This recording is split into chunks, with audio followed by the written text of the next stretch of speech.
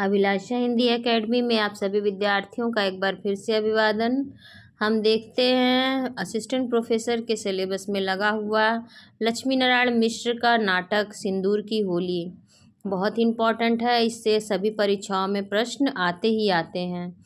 इसके पात्र और ये समस्या नाटकों की श्रेणी में आता है ये नाटक, इसलिए बहुत ही महत्वपूर्ण है।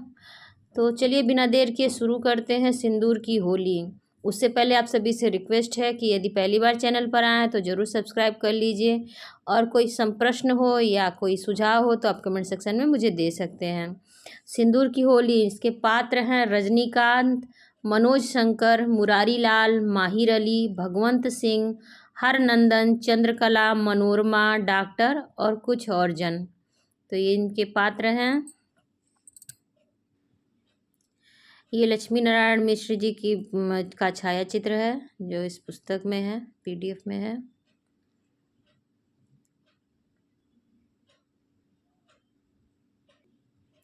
बरसात का दिन प्रायः एक पहर दिन आ चुका है, लेकिन आकाश में घने बादल होने के कारण मालूम हो रहा है कि अभी सवेरा हो रहा है।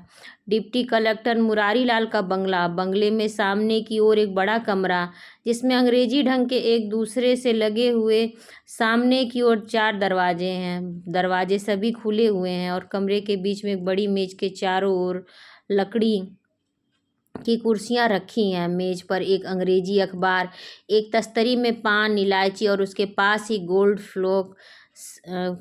फ्लेक्स सिगरेट की एक डिब्बा और दियासलाई पड़ी है। दूसरी ओर की दीवार में 2 अलमारियां जिनमें मोटी मोटी पुरानी किताबें रखी हैं। किसी की जिल्द उखड़ गई है तो किसी जिल्द का कपड़ा सड़ गया है और गंदी दफ्ती देख पड़ती है। कमरे के सामने मेहराबदार गोसवारा है जिसके खंभों का सीमेंट कहीं कहीं उखड़ गया है और भद्दी ईंटें देख पड़ती हैं। गोसवारे में 2 दीवार के किनारे बांस की 2 कुर्सियां रखी हैं। गोसवारे के दोनों ओर गोल कमरे हैं जिनके एक एक दरवाजे गोसवारे में हैं और एक के एक पीछे की ओर बड़े कमरे में बंगले के भीतरी भाग में जाने का रास्ता है। मुरारी लाल का मुंशी माहिर अली बाहर की ओर से कमरे में प्रवेश करता है। माहिर अली मेज पर की चीज़ें इधर उधर करता है, अपने अंगोछे से कुर्सियों को इधर उधर हटाकर झाड़ता है और फिर उन्हें ठीक जगह पर लगा रहा है। भीतर से मुरारी लाल का प्रवेश। मुरारी लाल, कहाँ चले गए थे जी? 9:30 हो रहा है, आज मुकदमे अधिक है, घंटे भर के बाद मुझे जाना है पड़ेगा और तुम्हारा पता नहीं। भागे बढ़कर कुर्सी पर बैठता है और सिगरेट जलाकर पीने लगता है। आगे बढ़कर कुर्सी पर बैठता है और सिगरेट जलाकर पीने लगता है। माहिर अली, आए थे उनके भतीजे। मुरारी लाल, किसके भतीजे? माहिर अली, राय साहब भगवंत सिंह के भतीजे जो यहाँ वकील है, वही जो बातें हुई थी परसों। मुरारी लाल उत्साह से, अच्छा, सिर पर हाथ रखकर, आजकल बातें याद नहीं रहती। हाँ तो क्या कह रहा था? मनोज के विलायत जाने का खर्च इनसे वसूल कर लो, इसी में तुम्हारी चालाकी है। माहिर अली, तो वह तैयार भी हैं, लेकिन एक बात। क्या बात? मुरारी लाल, क्या बात? माहिर अली, पट्टीदारी का झगड़ा है। उस दिन जो लड़का आपसे मिलने आया था उसकी उम्र 17-18 साल के करीब थी। उसके बाप को मरे अभी साल भर हो रहा है और अब उसे कमज़ोर और गरीब समझकर राय साहब उसका हक भी हड़प लेना चाहते हैं। बेचारा उस दिन रोने लगा। एक ही खानदान और एक ही खून। मुरारी लाल, अच्छा, तो इसमें तुम क्या कर सकते हो? मैं खूब जानता हूँ, भगवंत बड़ा जालिम है। लाखों रुपया रैयत को लूट कर जमा कर लिए हैं। अभी तक अनरेरी मजिस्ट्रेट था, इस साल राय साहब भी हो गया है। उधर का सारा इलाका उसके रोब में है, जो चाहेगा कर लेगा। तो फिर मैं क्यों ना कुछ उसकी ओर देखने लगता। माहिर अली, वह तो राजी है देने को, 10,000 लेकर तो वह अभी आ रहा है, लेकिन उस लड़के की जान मारी जाएगी। हुजूर को खुश कर लेने के बाद वो उसकी जान मरवा डालेगा। पुलिस उसकी राय की है ही। इधर आपकी ओर से भी वो बेखौफ हो जाएगा। देहात के लोग उसके दबाव में रहेंगे ही, इसीलिए। मुरारी लाल, हाँ, क्या इसीलिए? माहिर लाल अली, हुजूर, मुझे तो उस बदकिस्मत लड़के पर रहम हो रहा है। मुरारी लाल, लेकिन इसमें हो ही क्या सकता है? माहिर अली, इससे तो हुजूर जो कुछ कहेंगे मान जाएगा ही। राय साहब को भी दुबा कर सुलह करा दीजिए। मुरारी लाल कुछ विरक्त होकर, अच्छा देखा जाएगा। मनोज को रुपया तो मिल गया होगा अब तक। माहिर गई अली मिल गया होगा या आज मिल जाएगा। मुरारी लाल देखना उसे मालूम न हो जाए। माहिर अली किसे सरकार? मुरारी लाल मनोज शंकर को। वह बात केवल तुम ही जानते हो। माहिर अली लेकिन आप यह बराबर क्यों कहा करते हैं? उसमें भी तो मैं ही। मुरारी लाल मुझे उस बात का बड़ा दुख है मनोज। अगर जान जाएगा तो उसके पिता ने मेरी ही वजह से आत्महत्या की थी। चुप होकर जैसे किसी गहरी चिंता में पड़ जाता। 10 वर्ष का समय निकल गया, अभी तक तो बात छिपी हुई है, लेकिन अगर किसी दिन खुल गई तो मेरे मुंह पर स्याही पूछ जाएगी और फिर मैं किसी काम का नहीं रहूंगा। कुर्सी पर झुककर गहरी सांस खींचने लगता है। माहिर अली कुछ रूखे स्वर में, हुजूर अगर मुझ पर सुबह करते हो तो मुझे जवाब दे दें। मुरारी लाल एकाएक कुर्सी से उठकर माहिर अली का हाथ पकड़ते हुए, मैं तुम पर सुबह करूंगा? तबीयत बेचैन हो जाती है तो कभी कभी ऐसे बातें निकल जाती हैं। तुमको और मनोज शंकर को प्रसन्न रखने में अगर मेरा सब कुछ बिगड़ जाए तब भी मुझे चिंता नहीं। हाँ, जरा भीतर जाकर चंद्रकला से पूछो तो सवेरे की डाक में कोई जरूरी पत्र तो नहीं है। माहिर अली का प्रस्थान। मुरारी लाल कमरे में बेचैन होकर इधर उधर टहलने लगते हैं। मुरारी लाल की अवस्था इस समय प्राय 40 वर्ष की है। गोरा और स्वस्थ शरीर, आंखें छोटी लेकिन चमकती हुई, घने काले बाल जो पीछे की ओर घूम पड़े हैं, दाढ़ी मूछ बनी हुई, कमीज चौड़ी मुहरी का पजामा और पंजाबी जूता पहने इस वेश में मुरारी लाल पूर्ण युवा मालूम हो रहे हैं। चंद्रकला के साथ माहिर अली का प्रवेश। चंद्रकला मुरारी लाल की लड़की है। यूं तो चंद्रकला की अवस्था 20 वर्ष की हो चुकी है, लेकिन उसकी आकृति से लड़कपन की सरलता झलकती है जो उसकी सुंदरता और भी लुभावनी बना रही है। वह हरे रंग की रेशमी साड़ी पहने हैं जिसके आंचल और किनारों पर जरी का काम बना है। मुरारी लाल माहिर अली की ओर देखकर, बाहर आओ, शायद आ रहे हों। माहिर अली का प्रस्थान। चंद्रकला की ओर ध्यान से देखते, तुम्हारा चेहरा उतरा हुआ, तबीयत ठीक है ना? चंद्रकला मुस्कुराने का प्रयत्न करती हुई, नहीं तो। मुरारी लाल कुर्सी पर बैठते हो, नहीं क्यों? तुम उदास हो रही हो? कोई पत्र? एकटक उसकी ओर देखने लगता है। चंद्रकला कुछ सहम कर, लखनऊ से उनकी बीमारी फिर उभड़ गई है। किसी दिन 2 घंटे से अधिक बेहोशी में रहे। धरती की ओर देखने लगती है। मुरारी लाल मनोज स्वयं अपनी बीमारी बढ़ा रहा है। यह अवस्था ही ऐसी होती है। पिछले बार गया था, नियम से नहीं भोजन करता, न नियम से सोता है। रात को लड़के हॉस्टल में सोते रहते हैं और वह कमरा बंद कर पार्क में जाकर बांसुरी बजाता है। इस तरह स्वास्थ्य तो बिगड़ेगा ही। सोचने की मुद्रा में, उसका भाग्य तो मैं बदल नहीं सकता। अपनी ओर से तो मैंने दूसरे के लिए कोई कहाँ तक अपनी जान, न मालूम इस झंझट से कब छुट्टी मिलेगी। चंद्रकला संदेह और उद्योग से उसकी ओर देखती है। चंद्रकला लेकिन यह संकट भी तो आपने स्वयं, नहीं तो उनसे आपका कोई संबंध नहीं। मुरारी लाल कैसी बात कर रही हो? मैं क्या करता हूँ? इसकी आलोचना तुमको नहीं करनी चाहिए। चंद्रकला मैंने कुछ कहा तो नहीं कि। मुरारी लाल हाथ हिलाकर, चुप रहो। कहा क्यों नहीं? मेरा उससे कोई संबंध नहीं है। तुम्हें कैसे मालूम? मेरे मित्र का लड़का है। मरने के समय उसने मेरी गोद में डाल दिया था, इसीलिए मैं उसके लिए इतना चिंतित रहता हूँ। जब तक वह स्वयं अपने पैरों पर खड़ा नहीं हो जाएगा, मेरा कर्तव्य उसके साथ यही रहेगा। चंद्रकला अच्छा तो आप मुझे क्षमा करें। मुरारी लाल यह क्षमा तुम नहीं मांग रही हो। तुमको तो मैंने BA तक अंग्रेजी पढ़ा दी। तुम्हारी वही पढ़ाई क्षमा मांग रही है। जाओ भीतर, आजकल की शिक्षा में शब्दों का खिलवाड़ खूब सिखलाया जाता है। चंद्रकला का प्रस्थान। मुरारी लाल तस्तरी से पान निकालकर मुंह में डालते। माहिर अली का प्रवेश। माहिर अली आ गए, एक आदमी और साथ में है। मुरारी लाल जल्दी से उठकर, मैं भीतर जा रहा हूँ, रुपया लेकर भीतर चले आओ। उन लोगों को यहाँ बैठाकर फिर मैं थोड़ी देर में यहाँ आऊँगा। सिंधु माहिर अली लेकिन मैं। मुरारी लाल भीतरी दरवाजे से कोई बात नहीं, मैं तो फिर आ ही जाऊँगा। प्रस्थान। माहिर अली गोशवारे में जाकर खड़ा होता है। भगवंत सिंह और हरनंदन सिंह का प्रवेश। भगवंत सिंह माहिर अली का हाथ पकड़कर, साहब कहाँ हैं? माहिर अली रूखे स्वर में, भीतर हैं, चलिए बैठिए। कमरे के भीतर हाथ उठाकर संकेत करता है। भगवंत सिंह कातर होकर, आप नाखुश क्यों हो रहे हैं? मैं आपको भी खुश कर तब यहाँ से जाऊँगा। उसका हाथ पकड़कर, चलिए आप भी भीतर। माहिर अली भगवंत सिंह और हरनंदन सिंह के साथ कमरे में प्रवेश कर मेज के पास जाकर खड़ा हो जाता है। माहिर अली, बैठिए आप लोग। भगवंत सिंह, बैठिए पहले हरनंदन की ओर देखते हुए। हाँ, आप भी बैठिए। माहिर अली, आप बैठते क्यों नहीं साहब? कड़े शब्दों में, यहाँ का इंतजाम हो जाएगा, आप चुपचाप बैठिए। भगवंत और हरनंदन सहम कर बैठते हैं। हाँ कहिए, लाए हैं? भगवंत सिंह हरनंदन की ओर संकेत करके, हाँ लाया गया है साहब को। माहिर की ओर देखता है। माहिर अली, साहब लोग अपने हाथ से नहीं लेते। हाथ हिलाकर धरती की ओर संकेत करते और उसी क्षण ऊपर हाथ उठाकर यहाँ और वहाँ जवाब देने को भी तो कुछ चाहिए। जिस दिन हिसाब होगा उस दिन उसी दिन के लिए अपने हाथ से नहीं लेते। ऊँह निकालते क्यों नहीं? रखिए यहाँ इस मेज पर।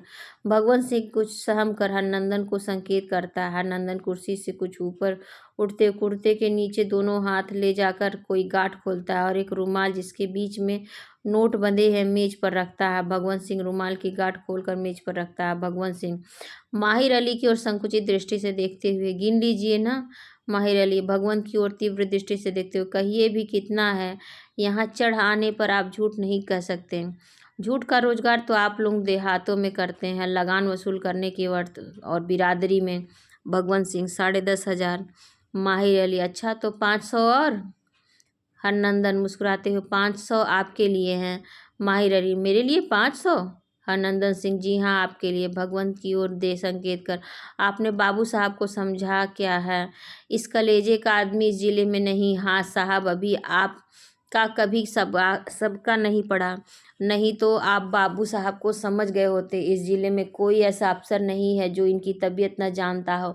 लाखों रुपया इन्होंने हाकिमों के लिए खर्च कर दिया। माहिर अली की ओर देखकर मुस्कुराने लगता है। माहिर अली कुछ सोचकर, अच्छा वह अलग कर दीजिए। हरनंदन 5 नोट निकाल कर अलग करता है। भगवंत सिंह, 100 के 100। हरनंदन की ओर देखता है। हरनंदन सिंह, जी हाँ। माहिर अली की ओर देखकर, हाँ ले जाइए। माहिर अली अनिच्छापूर्वक 5 नोट निकालकर अपनी जेब में रख लेता और शेष नोट दोनों हाथों में पकड़कर जल्दी से भीतर निकल जाता है। ऐसा मालूम हो रहा जैसे हाथ में आग लेकर भागा जा रहा हो। हरनंदन सिंह, साहब से इसकी शिकायत करनी चाहिए, मालूम होता है कहीं का नवाब है। भगवंत सिंह को सोचकर, क्या कहा जाएगा? हरनंदन सिंह, किससे? भगवंत सिंह, साहब से। और किससे? हरनंदन सिंह, आप चुप बैठे रहिएगा, मैं सब कह लूँगा। साल भर में इतनी तनख्वाह नहीं मिलती, अब क्या? भगवंत सिंह, तुम्हारा ही तो भरोसा है, नहीं तो अब तक तो वह लौंडा मेरी इज्जत बिगाड़ दिए होता। हाँ यह तो कहा जाएगा ना कि उसकी ओर ध्यान से देखकर, तुम उसके चचा हो, उसके बाप के मामा के लड़के हो और उसको भी उसकी चाल चलन पसंद नहीं। क्यों, ठीक होगा ना? हरनंदन सिंह, मेरे 2 लड़के हैं, एक भी काम ना आए अगर आपके बारे में मेरे मन में कुछ भी कपट हो। रिश्तेदारी की परवाह मुझे नहीं, बने थे जब भाई साहब जीते थे तब मुझे क्या दे दिया, अब बिगड़ जाने पर जब आपने ही कोई ठिकाना नहीं, अपने अपने ही लिए कोई ठिकाना नहीं, मुझे क्या दे देंगे? भगवंत सिंह मुस्कुराकर, क्यों, तुम्हारा मकान उन्हीं की लड़की से बना था, उन्हीं की लकड़ी से बना था। फिर मुस्कुराता है। हरनंदन सिंह, आप भी 2 पेड़ शीशम की इतनी बात, उतनी उतनी लकड़ी तो अपने थाने के सिपाहियों को दे दिया। भगवंत सिंह, दस्तावेज में फेर दूंगा, मैं समझूंगा तुम मेरे सगे नातेदार हो। नातेदारी छूटना नहीं मालूम होगा, नहीं उस घर में, इस घर में सही। कोठी का कितना देना है? हरनंदन सिंह, आपसे लेकर वही 1,000 दिया, कुछ सोचकर। 1,000 होगा और सूद जो कुछ 100 150 और हो। भगवंत सिंह, इस बार चलकर 1,500 और ले लो, बंगले में सीमेंट और किवाड़ भी लगवा लो, हो जाएगा सब इतने में। हरनंदन सिंह, अच्छी तरह से सब कुछ हो जाएगा इतने में, कोठी का हिसाब भी साफ हो जाएगा और बंगले का काम भी खत्म हो जाएगा। भगवंत सिंह, तुम्हारे यहाँ आता तो कुछ खिला दिया जाता, झगड़ा साफ हो जाता। हरनंदन सिंह, हाँ हो सकता है, लेकिन आप नहीं जानते, वह 18 बरस का लड़का चालाकी में आपसे कम नहीं है। इस बार तिलक में दुनिया को दिखाने के लिए कि मैं उसके शत्रु के साथ हूँ, उस पर भी वह संबंध नहीं तोड़ता। मेरे लड़के के तिलक में आता है। वह गया, पहर भर रात बीत जाने के बाद जब तिलक की तैयारी हो रही थी, मैं तो यह समझे था कि नहीं आएगा। वह गया लेकिन जल तक नहीं पिया। तिलक चढ़ने के समय इस तरह आंगन में गया जैसे खुद घर का मालिक हो। मुस्कुराकर, मैं जाकर देखता हूँ आंगन में बिछावन लगवा रहा है, आदमियों को जल्दी करने के लिए डांट फटकार रहा है, औरतों को इधर उधर कर गोशवारे में पर्दे लगा रहा है। उसका काम तो होता है भूत की तरह, न बात की बात में सारा काम उसने ठीक कर दिया। रमानाथ को सब कपड़े अपने हाथ से पहनाया। आपके यहाँ आदमी जाकर लौट आया था, टोपी कहीं चली गई थी। मैं इस चिंता में था कि काम कैसे चलेगा। उसे मालूम हुआ कि टोपी नहीं मिली। अपना कामदार साफा उसके सिर में बांध दिया, चादर और अपनी अंगूठी भी उसे दे दी। चुप होकर भगवंत सिंह की ओर देखने लगता है। भगवंत सिंह, तो यदि वह नहीं गया होता तो तुम्हारी इज्जत है नंदन सिंह। खैर, इज्जत बिगड़ती या न बिगड़ती, लेकिन उतनी शोभा तो नहीं होती। मेरे मन में तो आया था कि चलकर आपका पैर पकड़ लूं और कहूं कि उससे सुलह कर लीजिए। भगवंत सिंह, हूँ तो अभी भतीजे का मुंह बना हुआ है। मैं उससे सुलह करूंगा यही कहने के लिए कि मजबूर होकर उन्हें सुलह करनी पड़ी। मैं रगड़ कर मार डालूंगा। उसके बाप से 15 वर्ष बड़ा हूँ। इस लड़के के साथ मैं सुलह करूंगा? मेरा कोई लड़का हुआ होता तो उसकी उम्र का मेरा पोता होता। पट्टीदार और दाल तो गलने की चीज़ें होती हैं। दाल गल जाने पर मीठी होती है और पट्टीदार गल जाने पर काबू में रहता है। अपनी ज़िंदगी में 2 लाख रुपए की ज़मीन मोल ली मैंने और 1 लाख रुपए नगद जमा किया। उसकी मजाल कि वह मेरा जवाब दे। हरनंदन सिंह, लड़कपन है, साल भर भी नहीं हुआ घर का मालिक मरा है। सोचता है कि हर गांव में आपके खेवट में हिस्सेदार है। परते पर हली हुकूमत उसे भी मिलनी चाहिए। भगवंत सिंह, ये 10,000 आज इसलिए दिया है कि आने दो, आने के पट्टीदारों को भी हली हुकूमत मिले। एक जंगल में 2 शेर नहीं रहते। कहार मेरे यहाँ काम करते हैं, इसलिए उसके यहाँ भी करे। 2 दर्जा अंग्रेजी पढ़ ली। अब कुएं से पानी निकालने में लाज लगती है। शादी गमी में कहार काम करते हैं, मैं नहीं मना करता। अब वह भी बंद कर दूंगा। बंटवारा करा ले। तुम तो उसके चचा हो।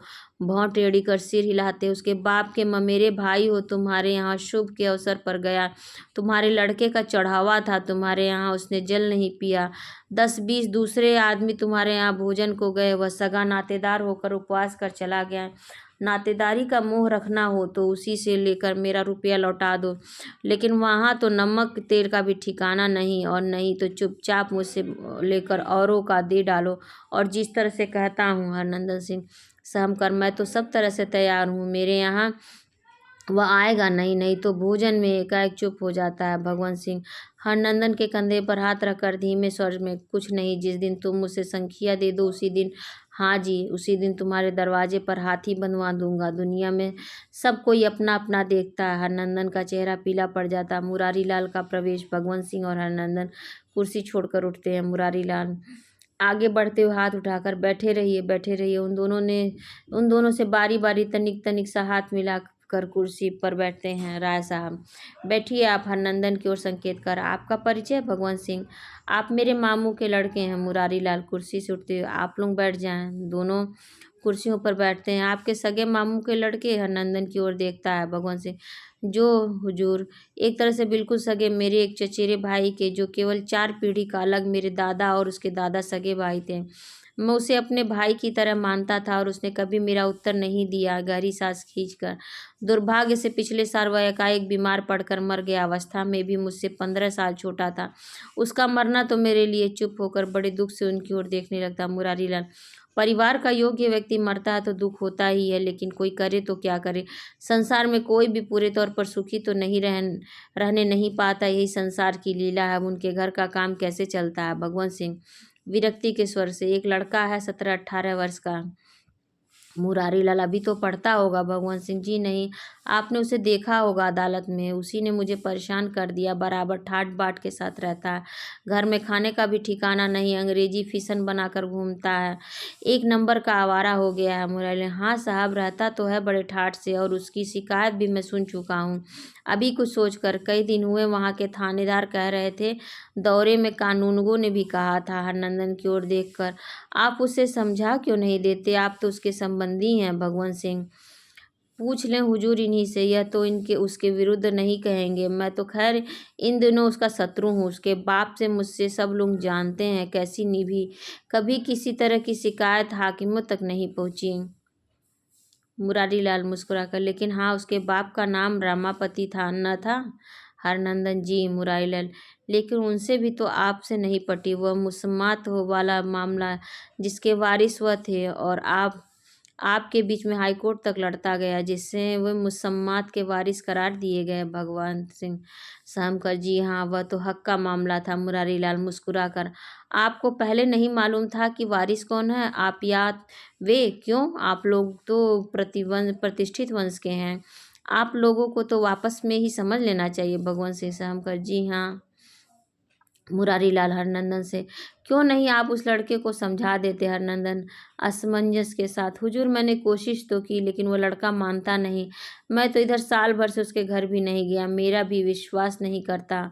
मुरारी लाल, भगवंत सिंह, वह चाहता क्या है? भगवंत सिंह को सोचते, वह हुजूर गांजा पीता है, आवारा हो गया है। मुरारी लाल, बस उसने आपका क्या बिगाड़ा? बड़े घरानों में से लड़के भी पैदा हो जाते हैं, लेकिन किसी तरह निभाना ही पड़ता है। उसकी बुराई तो आपको छिपानी चाहिए, इसमें आपकी भी बुराई है।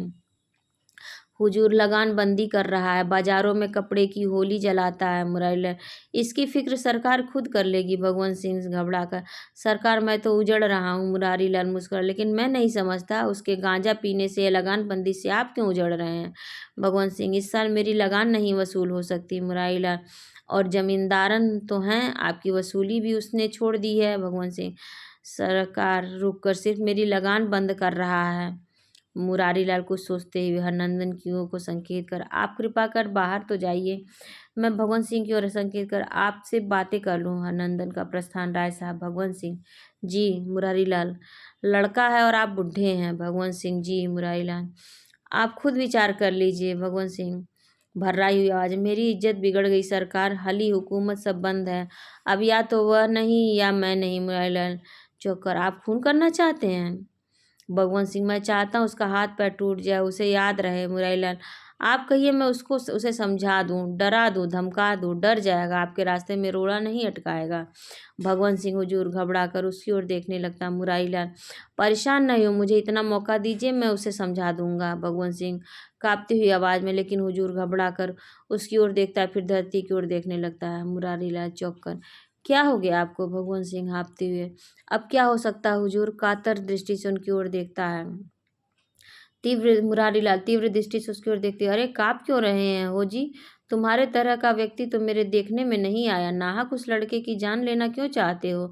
तुम्हारे वंश में पैदा हुआ, अभी उसके बाप को मरे साल भर हो रहे हैं, तुम्हारी तबीयत तो शैतान की, तुम समझौता करने को भी तैयार नहीं। भगवंत सिंह हाय राम, उठकर उसके पैर गिरते, अब क्या होगा सरकार? अब तक तो जो होने को था हो चुका होगा।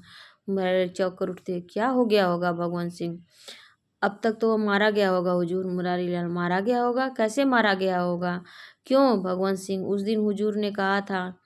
मुरारी लाल, मैंने कहा था? क्या कहता है बेईमान? मैंने कहा था पट्टीदारी के मामले में अपने भतीजे को मार डाल खून करने को मैंने कहा था। भगवंत सिंह जोर से सांस लेकर, अब तो हो गया सरकार, अब क्या होगा? जो कुछ कहा जाए मैं हाजिर हूँ।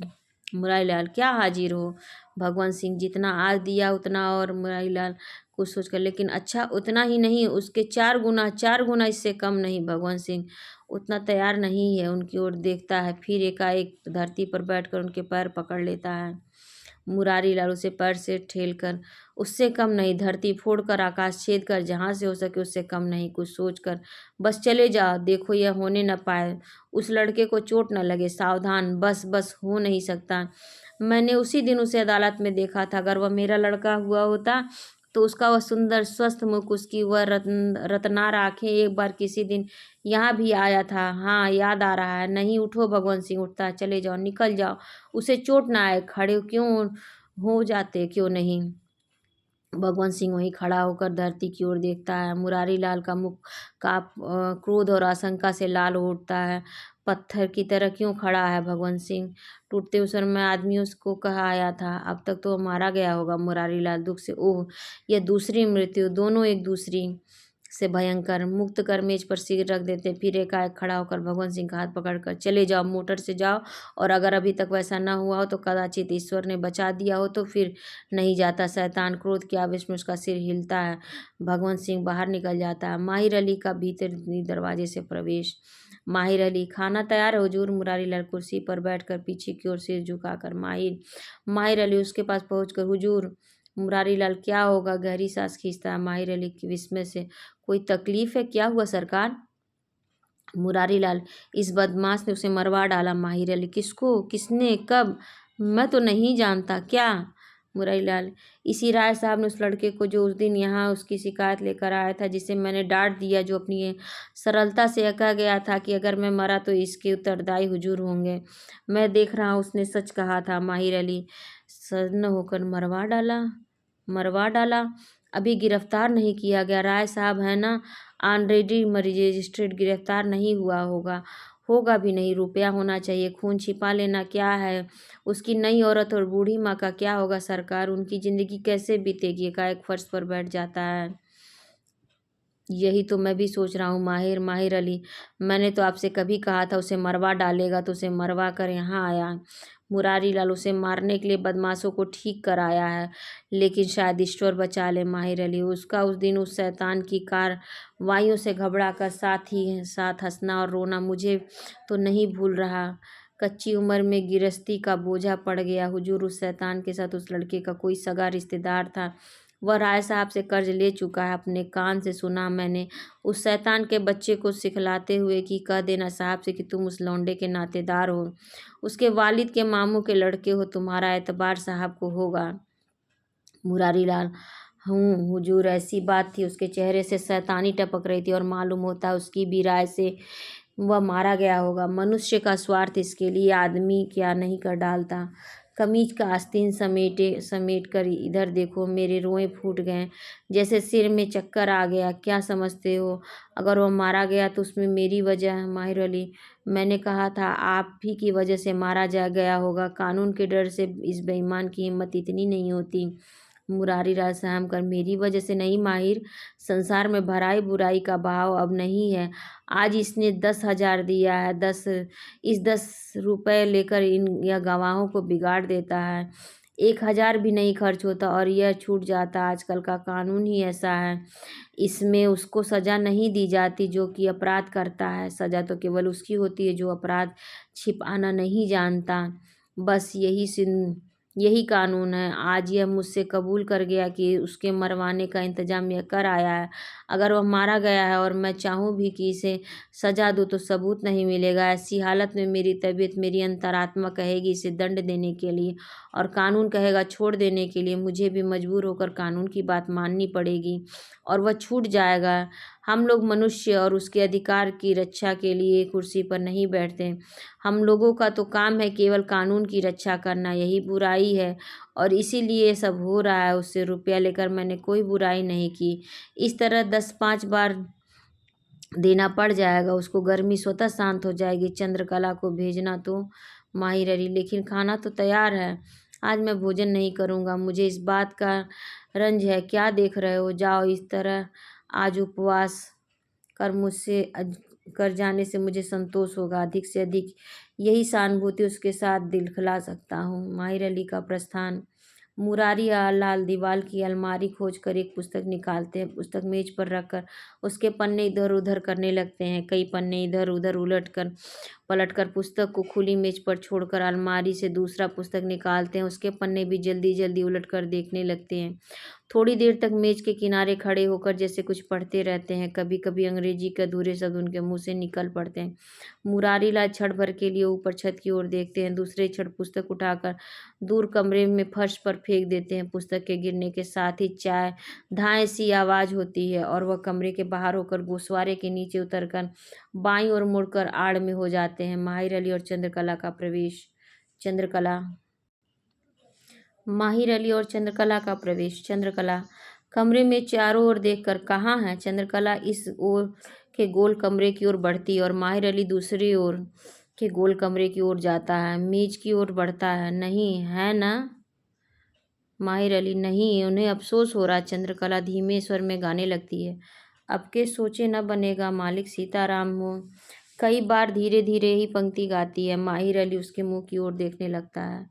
माहिर अली, आपको तो गाना। चंद्रकला जैसे गनगना कर, मेरे मन में आया था कि बाबूजी से कह दूं कि वह बेचारा झूठ नहीं बिल्कुल सच कह रहा है। उसका हंसकर उनसे बातें करना। उठकर चला गया तो जैसे यह कमरा सूना हो गया। गंभीर होकर, यदि मैं पुरुष होती तब तो माहिर अली की ओर ध्यान से देखती हुई, हाँ, अगर मैं मर्द होती तो जरूर कह देती और देखती कि किस तरह यह कमीना राय साहब राक्षस की तरह तो वो दुष्ट देखता है। देखो तो बाहर, आँख से बाहर की ओर संकेत करती है।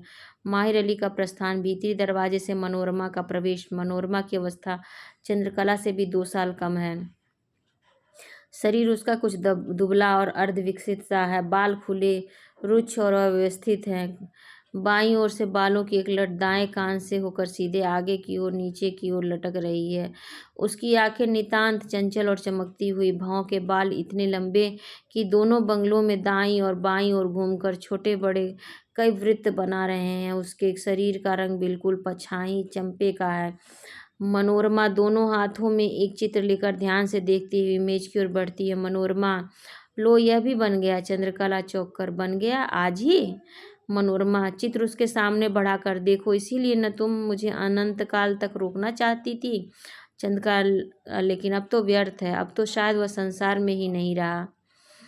मनोरमा, अरे क्या कह रही हो चंद्रकला? उस दुष्ट राय साहब ने उसे मरवा डाला। सिर आंखों के सामने दीवार की ओर देखती हुई, मरवा डाला?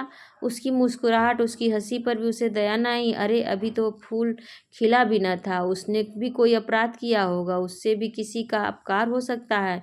चित्र को ओर देखती हुई, नहीं जी नहीं, तुमने कहाँ सुना चंद्रकला? क्या बताऊँ, उसने बाबूजी से स्वयं स्वीकार किया और उसी लिए उस 10,000 रुपये दे गया है। मनोरमा गंभीर होकर, अच्छा, तो उसका मूल्य केवल 10,000? मैंने ही उसे उस दिन अमूल्य समझ लिया और इसीलिए निष्प्रयोजन ये चित्र बनाने लगी, केवल अपनी कला की परीक्षा के लिए, कला के अमूल्य के लिए। संसार में जगह नहीं। तो अब इसे क्या करूं? चंद्रकला, मुझे दे दो या अपने पास रखो। मनोरमा, अपने पास? यह आग और तुम्हारे पास भी नहीं। तुम क्या करोगी? चंद्रकला, तब क्या होगा? मनोरमा, माहिर ने कहा था कुछ सोचकर, उसका विवाह हो चुका है ना? चंद्रकला, हाँ, लेकिन उसका विवाह नहीं होना चाहिए था। मनोरमा, तो इस तरह तो मेरा विवाह भी नहीं होना चाहिए था। चंद्रकला, इसमें क्या संदेह है? मनोरमा, लेकिन मेरे लिए तो संदेह है। 8 वर्ष की थी तभी शादी हुई, 2 वर्ष बाद ही वो मर गए। तब से इधर 8 वर्ष बीत गए। एकाएक चुप होकर चित्र ध्यान से देखने लगती है चंद्रकला, तुम्हें अपना विधवा होने का दुख नहीं? मनोरमा विस्मय के स्वर में, दुख? गंभीर होकर, जिस वस्तु का अनुभव हुआ ही नहीं उसके अभाव का दुख क्या? देखिए, ये प्रश्न आता है कि ये किसकी युक्ति है, इस नाटक में किसने कहा है? तो ये मनोरमा का कथन है, दुख, जिस वस्तु का अनुभव हुआ ही नहीं उसके अभाव का दुख क्या? चंद्रकला, तुम कह रही हो? मनोरमा, मैं चुप होकर कुछ सोचने लगती है। चंद्रकला, हाँ हाँ, तुमने मुझे स्तंभित कर दिया। मनोरमा मुस्कुराकर, संसार तो ईश्वरमय है, फिर माया है कहाँ? चंद्रकला, लेकिन ईश्वर और माया की बात कहाँ से आ पड़ी? बात तो यह थी कि चित्र क्या होगा। मनोरमा, यह चित्र किसी प्रकार उसकी स्त्री के पास भेज देना चाहिए। चंद्रकला, लेकिन वह क्या करेगी? अगर वह अशिक्षित हो तो उसके भीतर कला की भावना न हो। मनोरमा, कला की भावना किसके भीतर नहीं होती? शिक्षा और कला का संबंध कुछ नहीं। कला का आधार तो है विश्वास और शिक्षा का संदेह। इन दोनों को एक ही साथ रख देना, 2 शत्रुओं को बांधकर एक साथ समुद्र में फेंक देना है।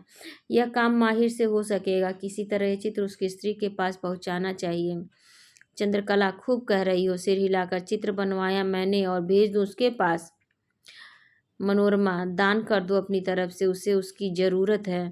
चंद्रकला, दूसरा बना दो। मनोरमा, लेकिन वह कैसे होगा? क्यों नहीं होगा? इसे भी तो तुम ही ने बनाया है। मनोरमा, लेकिन इसका आधार तो साकार था, निराकार तो कला की वस्तु नहीं है ना? चंद्रकला चित्र की ओर संकेत कर, इसी को देखकर। मनोरमा, लेकिन तो फिर वह चित्र न होकर फोटो हो जाएगा।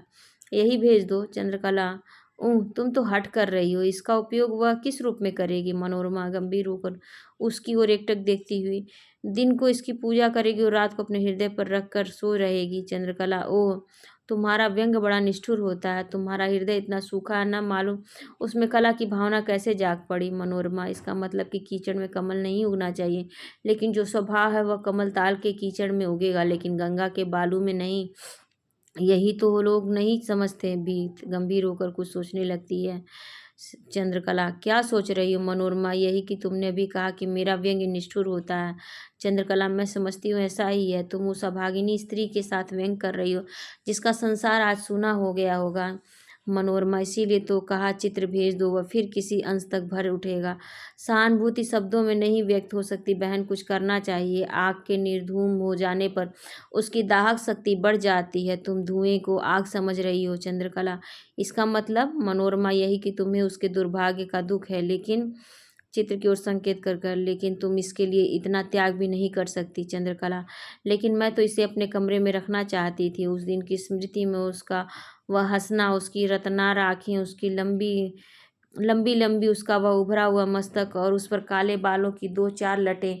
पल भर में उसकी नज़र कमरे में चारों ओर दौड़ गई। उसका हंसना तो जैसे एक साथ जूही के असंख्य फूलों का बरस पड़ना था। मनोरमा, तुम्हारा यह शब्द चित्र तो मेरे इस रेखा चित्र से बढ़ जाता है चंद्रकला। सो कैसे?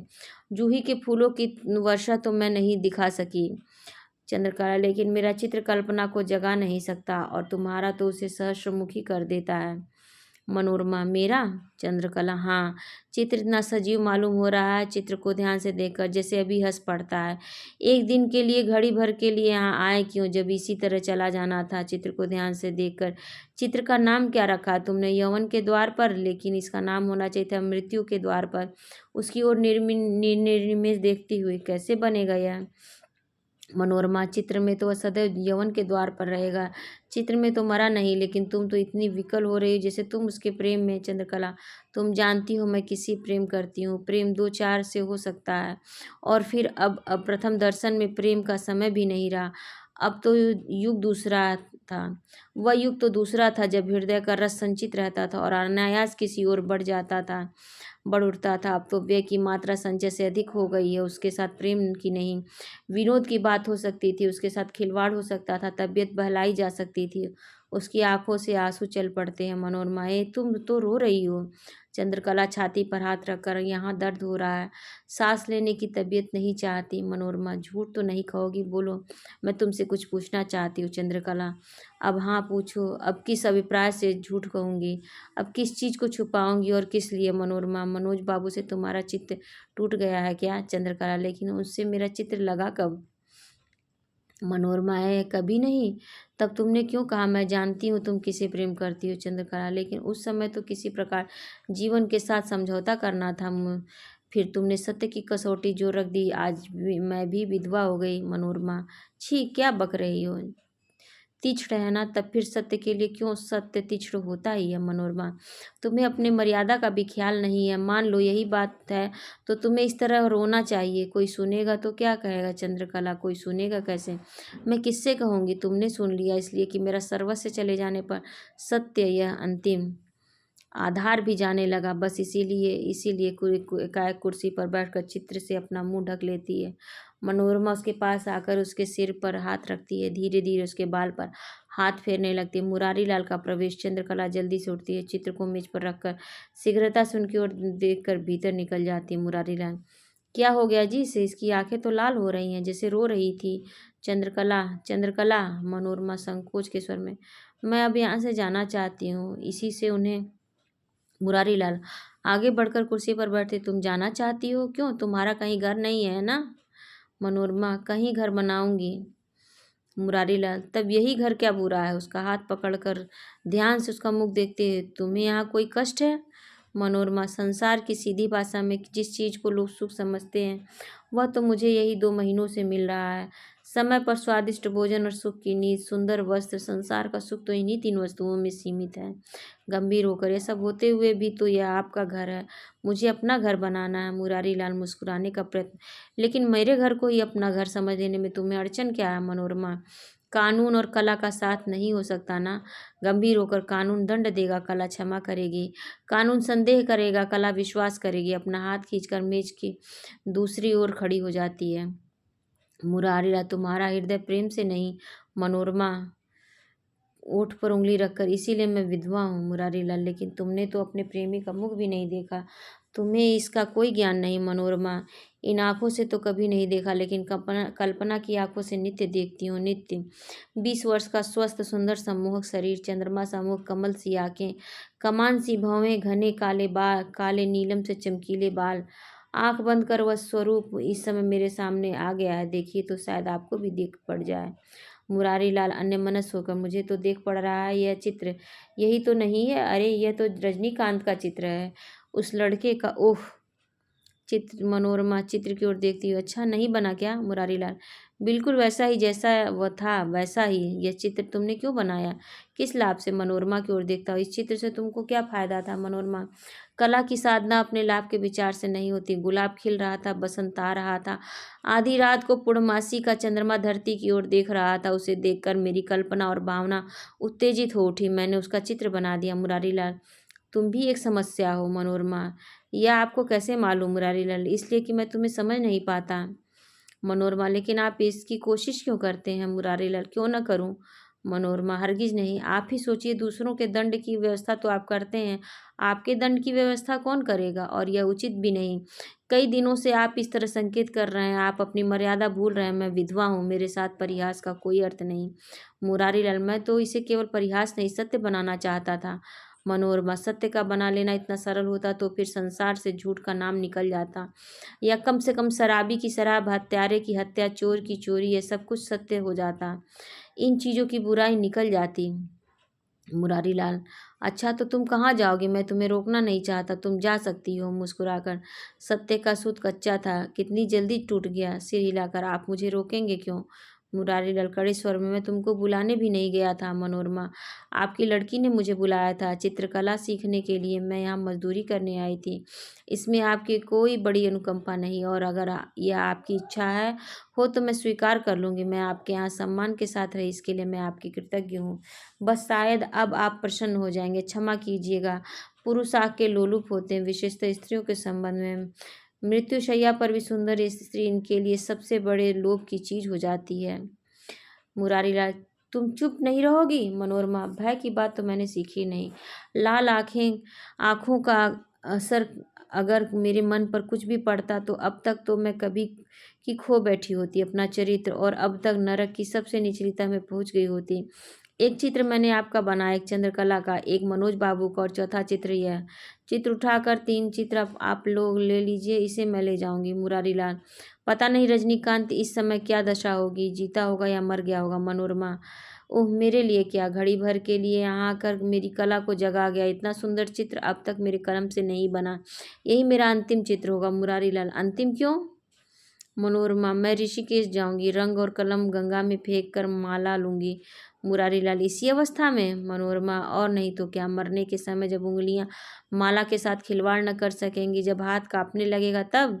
मुरारीलाल, चंद्रकला को भेजो तो मैं नहीं, मैं ही जाऊंगा। मुरारीलाल का भीतरी दरवाजे से प्रस्थान। मनोरमा इधर उधर चित्र पर उंगली घुमाने लगती है। माहिर अली और मनोज शंकर की बातें सुन करते हुए प्रवेश। माहिर अली, न कहिएगा, अभी अभी आप सब नहीं जानते, मेरी तबीयत घबरा गई है। माहिर अली बिस्तर और चमड़े का सूटकेस बाईं ओर की गोल कोठरी में लेकर चला जाता है। मनोज शंकर आगे बढ़कर मेज की कुर्सी पर बैठता है और मनोरमा के हाथ से चित्र लेकर देखने लगता है। मनोज शंकर, प्रसन्न तो हो? मनोरमा, मैं। मनोज शंकर, हाँ तुम। यहाँ और कोई है जिसे पूछ रहा हूँ? वाह कितना सुंदर चित्र है, चित्र देखने में जैसे तन्मय हो जाता। मनोरमा उसकी ओर देखती रहती, ये चित्र बिल्कुल कल्पित है। मनोरमा, नहीं, एक लड़का यहाँ कई दिन हुए आया था, इसी परगने का कोई जमींदार था, उसके बाप को मरे अभी साल भर भी नहीं हुए, और उसे भी जैसे जैसा कि सुनती हूँ किसी राज साहब और ऑनरेरी मजिस्ट्रेट ने मरवा दिया। मनोज शंकर, ओह माहिर अली इसी के संबंध में कह रहा था क्या? चित्र की ओर देखते हुए, मालूम होता है ये अब हंस देगा, इतना सुंदर और सरल यौवन के द्वार पर तुम्हारी यह भावना अभी नहीं मरी? एकाएक गंभीर हो उठता मनोरमा, आज से तुम्हारी परीक्षा थी ना? मनोज शंकर, थी तो, लेकिन अब परीक्षा नहीं दूंगा। मनोरमा, राजनीति का काम करना है क्या? मनोज शंकर, नहीं। मनोरमा, तब? मनोज शंकर, बीमार हूँ, गहरी सांस लेता है। मुरारी लाल और चंद्रकला का प्रवेश। मुरारी लाल, मनोज तुम कहाँ, परीक्षा नहीं दी? मनोज शंकर, जी नहीं। मुरारी लाल, क्यों? मनोज शंकर, कोई लाभ नहीं। मुरारी लाल, रुपया नहीं मिला क्या? मनोज शंकर, मिला तो। मुरारी लाल, तब? मनोज शंकर, रुपया मिला, इसीलिए परीक्षा छोड़कर चला आया। मुरारी लाल, लेकिन मैं पूछता हूँ क्यों, किस लिए? मनोज शंकर, लेकिन मैं कहता हूँ इसलिए कि अभी 15 दिन हुए मुझे 400 रुपया आपने भेजा था, फिर 200 क्यों भेज दिया? मुरारी लाल, तुम्हारे आराम के लिए। मनोज शंकर, आपको केवल 600 रुपया वेतन मिलता है और 600 आपने मुझे भेज दिया, घर का काम कैसे चलेगा? मुरारी लाल, इसकी चिंता तुम्हें क्यों हो? मनोज शंकर, इस संदेह में कि इस प्रकार आपके नैतिक पतन की संभावना है। अपना सारा वेतन मुझे देकर आप अनुचित रीति पर अपने लिए रुपए। मुरारीलाल, हो सकता है तुम्हारा, लेकिन तुम्हारा क्या? मनोज शंकर चित्र उठाकर, आप कह सकते हैं यदि यह मरा गया हो तो इसमें आपका अपराध किस अंश तक रहेगा? तीव्र दृष्टि से उनकी ओर देखता मुरारीलाल, संदेह तुम्हें क्या हो गया है? मनोज शंकर गंभीर होकर, आज 15 दिन से बाबूजी को बराबर स्वप्न में देखता हूँ। मेरा मानसिक रोग बढ़ गया है। जोर से सांस लेकर कलेजे से लो उठाकर आंख फोड़कर बाहर निकल जाना चाहता है। यही दशा रही तो 10-5 दिन भी नहीं जी सकता। मेरे मरने से आपका क्या लाभ होगा? मुरारीलाल की ओर ध्यान से देखने लगता मुरारीलाल, मैं तुम्हें अपने पुत्र से किसी अंश में भी कम नहीं समझता। मैं तुम्हें मार डालना चाहता हूँ, इसके लिए चोरी करे वही चोर। मनोज शंकर, 10 वर्ष का समय निकल गया। आप रुपए के बल पर मुझे विनोद और ऐश्वर्य में अंधा बना देना चाहते हैं, जिससे मैं आपसे न पूछूं कि उन्होंने आत्महत्या क्यों की, बाबूजी ने आत्महत्या क्यों की। जो जो समय बीतता जा रहा है यह रहस्य मुझसे दूर होता चला जा रहा है, लेकिन मेरे मन में, मेरी अंतरात्मा में जो आग लगी है वह कितनी दारुण है, आप उसे देखना नहीं चाहते। इस तरह कब तक मेरा प्राण बचेगा? मुरारीलाल उद्वेग से उसकी ओर देखने लगते हैं। सामने की ओर से कई आदमी एक चिंडोरा लेकर प्रवेश करते हैं और बंगले के बरामदे में उतार देते हैं। मुरारीलाल चौंक कर देखते हैं और आगे बढ़ते हैं। बरामदे में पहुंच जाते हैं। मुरारीलाल, ए रजनीकांत, अंत में हो गया, मरवा ही डाला उस बदमाश ने। चंद्रकला तेजी से लाश के पास आती है। रजनीकांत आँख खोल देता, चंद्रकला की ओर देखने लगता है। उसका सिर फट गया, खून की धार सिर से होकर नीचे पैर तक चली गई है, जिसमें कुर्ता धोती रंग गया। चंद्रकला क्षण भर उसकी ओर देखती है। चंद्रकला अब भी मुस्कुराहट, फिर रुमाल से अपना मुंह दबाती हुई भीतर चली जाती है। माहिर अली वहीं फर्श पर रजनीकांत की लाश के पास बैठ जाता है। माहिर अली, मार डाला बदमाशों ने, हड्डियां टूट गई। मुरारीलाल झुककर रजनीकांत की ओर देखने लगते हैं। और ये पहला अंक समाप्त होता है। अब इसका दूसरा अंक शुरू होता है। वीडियो काफ़ी लंबी हो गई है, इसलिए दूसरे अंक की वीडियो अगले भाग में बनेगी। तब तक आप सभी से निवेदन है, यदि पहली बार चैनल पर आए हैं या अभी तक नहीं सब्सक्राइब किया है तो ज़रूर सब्सक्राइब कर लीजिए। असिस्टेंट प्रोफेसर की यदि तैयारी कर रहे हो तो मेरे चैनल पर असिस्टेंट प्रोफेसर में लगी हुई सभी कहानियाँ, सभी नाटक और सभी निबंधों की प्लेलिस्ट बनी हुई है। इस समय असिस्टेंट प्रोफेसर के प्रीवियस ईयर्स के पेपर्स चल रहे हैं, सॉल्व करवा रही हूँ। इसके बाद प्रैक्टिस सेट भी लेकर आऊँगी। आप सभी से निवेदन है, कोई सुझाव हो या प्रश्न हो तो ज़रूर कमेंट सेक्शन में दीजिए। पहली बार चैनल में पे आए हैं तो ज़रूर सब्सक्राइब कर लीजिए और अपने एजुकेशनल ग्रुप में से ज़रूर शेयर करिए। धन्यवाद।